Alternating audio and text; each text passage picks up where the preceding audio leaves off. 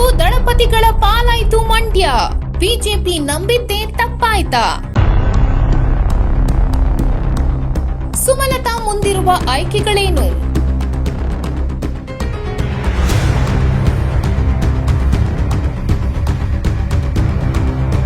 ಮಂಡ್ಯ ಲೋಕಸಭಾ ಕ್ಷೇತ್ರ ಕೊನೆಗೂ ದಳಪತಿಗಳ ಕೈ ಸೇರಿದೆ.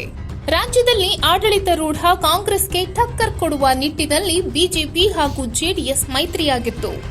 ಮೈತ್ರಿ ಧರ್ಮದಂತೆ ಜೆಡಿಎಸ್ ಕೇಳಿದ್ದ ಮಂಡ್ಯ, ಹಾಸನ ಹಾಗೂ ಕೋಲಾರ ಕ್ಷೇತ್ರವನ್ನ ಬಿಜೆಪಿ ಬಿಟ್ಟುಕೊಟ್ಟಿದೆ. ಮಂಡ್ಯ ಬಿಟ್ಟು ರಾಜಕೀಯ ಮಾಡಲ್ಲ, ಮಂಡ್ಯ ಬಿಟ್ಟು ಯಾಕೆ ಹೋಗ್ಲಿ? ಬೆಂಗಳೂರು ಉತ್ತರಕ್ಕೂ ಹೋಗಲ್ಲ, ಚಿಕ್ಕಬಳ್ಳಾಪುರಕ್ಕೂ ಹೋಗಲ್ಲ. ನನಗೆ ಮಂಡ್ಯ ಟಿಕೆಟ್ ಸಿಗುತ್ತೆ, 100% ಅಲ್ಲ 500% ನಂಬಿಕೆ ಇದೆ ಎಂದು ಭರವಸೆಯಲ್ಲಿದ್ದ ಮಂಡ್ಯ ಹಾಲಿ ಸಂಸದೆ ಸುಮಲತಾ ಅಂಬರೀಶ್ ಅವರಿಗೆ ಕೊನೆಗೂ ಬಿಜೆಪಿ ಹೈಕಮಾಂಡ್ ಬಿಗ್ ಶಾಕ್ ಕೊಟ್ಟಿದೆ.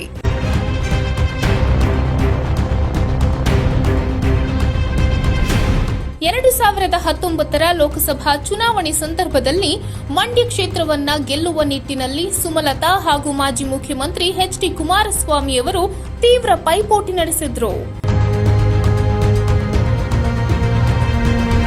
ಆ ಚುನಾವಣೆಯಲ್ಲಿ ಸುಮಲತಾ ಅಂಬರೀಶ್ ಗೆಲುವು ಸಾಧಿಸಿದ್ರು.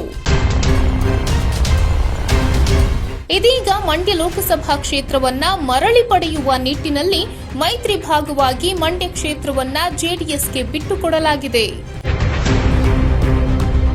ಕಳೆದ ವಾರವಷ್ಟೇ ಬಿಜೆಪಿ ರಾಷ್ಟ್ರೀಯ ಅಧ್ಯಕ್ಷರಾದ ಜೆಪಿ ನಡ್ಡಾ ಅವರನ್ನ ಭೇಟಿ ಮಾಡಿ ಬಂದ ಸುಮಲತಾ ಅವರು ಮಂಡ್ಯ ಟಿಕೆಟ್ ಇನ್ನೂ ಫೈನಲ್ ಆಗಿಲ್ಲ ಎಂದು ಅಚ್ಚರಿ ಹೇಳಿಕೆ ನೀಡಿದ್ರು.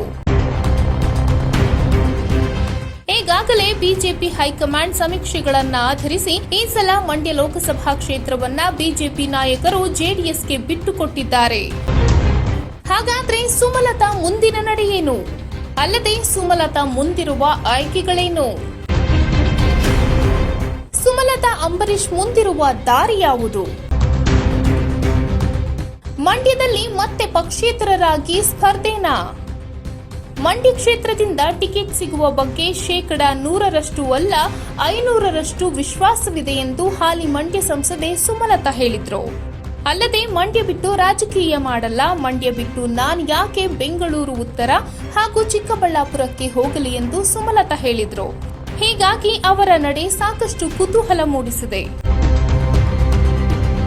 ಮಂಡ್ಯ ಕ್ಷೇತ್ರದಿಂದ ಸುಮಲತಾ ಅಂಬರೀಶ್ ಅವರು ಮತ್ತೆ ಪಕ್ಷೇತರರಾಗಿ ಸ್ಪರ್ಧೆ ಮಾಡುತ್ತಾರೆ ಎಂಬ ಪ್ರಶ್ನೆ ಉದ್ಭವಿಸಿದೆ.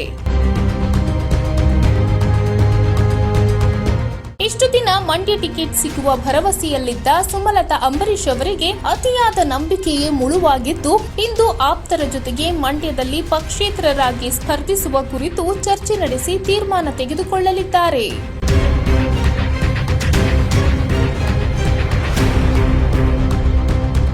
ಮಂಡ್ಯದಿಂದ ಸುಮಲತಾ ಪಕ್ಷೇತರರಾಗಿ ಸ್ಪರ್ಧೆ ಮಾಡಿದ್ರೆ ಕಳೆದ ಸಲ ಸಿಕ್ಕಂತೆ ಸ್ವಾಭಿಮಾನದ ಮತಗಳು ಈ ಸಲ ಸಿಗಲ್ಲ. ಸುಮಲತಾ ಸ್ಪರ್ಧೆ ಮಾಡಿದ್ರೂ ಗೆಲುವು ಸುಲಭವಲ್ಲ. ರಾಜ್ಯಸಭೆ ಸದಸ್ಯತ್ವ ಹಾಗೂ ಕೇಂದ್ರದಲ್ಲಿ ಮಂತ್ರಿ ಸ್ಥಾನ. ಸುಮಲತಾ ಅವರು ಸ್ವಾಭಿಮಾನದ ಸಂಕೇತದಲ್ಲಿ 2019ರ ಲೋಕಸಭಾ ಚುನಾವಣೆಯಲ್ಲಿ ಗೆಲುವು ಸಾಧಿಸಿದ್ರು. ಇದೀಗ ಮೈತ್ರಿಯಿಂದಾಗಿ ಮಂಡ್ಯ ಕ್ಷೇತ್ರ ಜೆಡಿಎಸ್ ನಾಯಕರ ಕೈ ಸೇರಿದೆ.